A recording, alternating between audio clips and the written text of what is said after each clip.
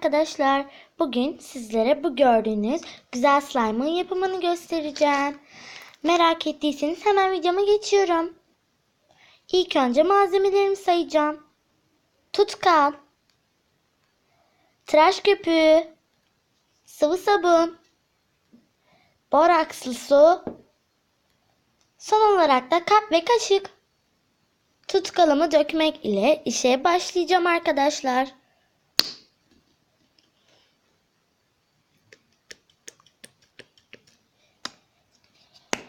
Şimdi tıraş köpüğü koyuyorum. Sırada tıraş köpüğümüz var. Eyvah, elime sıktım. Şimdi bu iki malzemeyi karıştırıyoruz arkadaşlar. Tutkal az oldu ya. Dur, ben biraz daha tutkal ekleyeceğim arkadaşlar.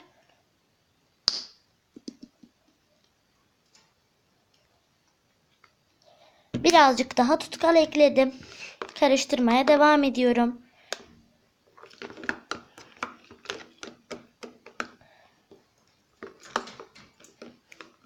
Şimdi sırada sıvı sabunumu eklemek var.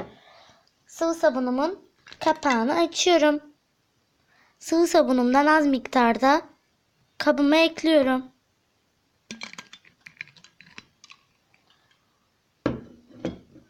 Karıştırıyorum.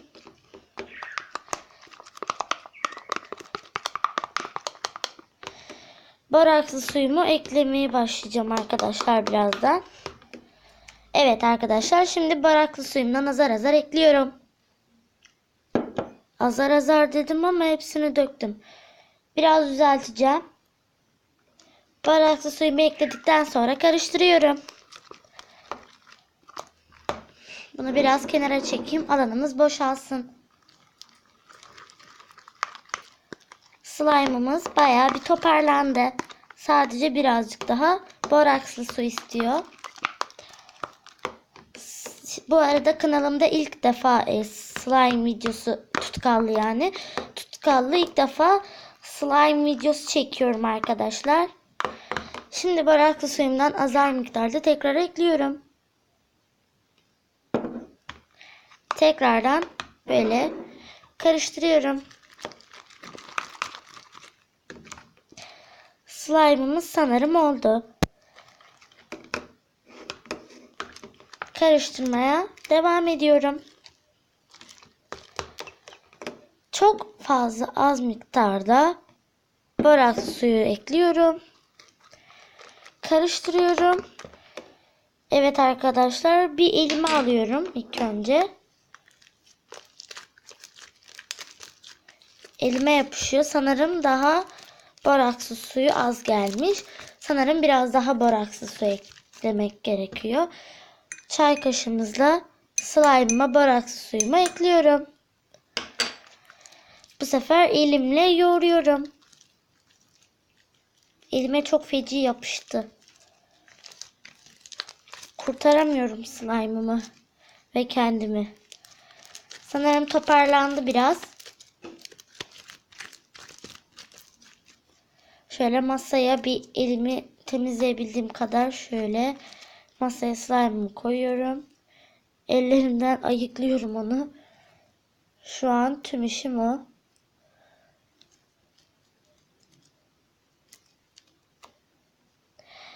Evet, çay kaşığımla borakslı suyumdan azar azar ekliyorum. Zaten miktarı, yani ölçüsü az çay kaşığımın. Çay kaşığı değil aslında tam. Ne olduğunu pek ben de bilmiyorum. Evet, slime'ımız oldu arkadaşlar. Şimdi şu masayı böyle slime'ımla bir temizlemeye çalışacağım ama her taraf borakslı su olduğu için şu an masa her tarafı ıslandı. Olsun, bir şey olmaz. Oynamaya devam ediyorum. Şöyle ellerimi de birazcık temizletmeye çalışıyorum ama pek de işe yaradığını düşünmüyorum.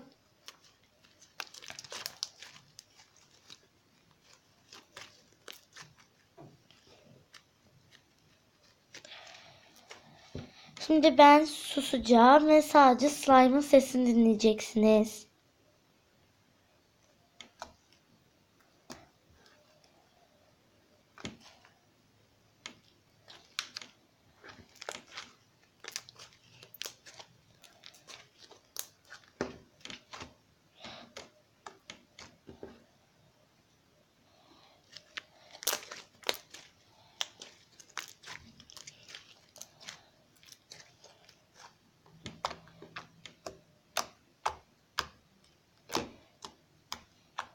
Videonun başında gösterdiğim slime'ımı da ekliyorum. Birbirlerine karıştırıyorum. Ve kocaman bir slime elde ediyorum. Neyse ben susayım gene.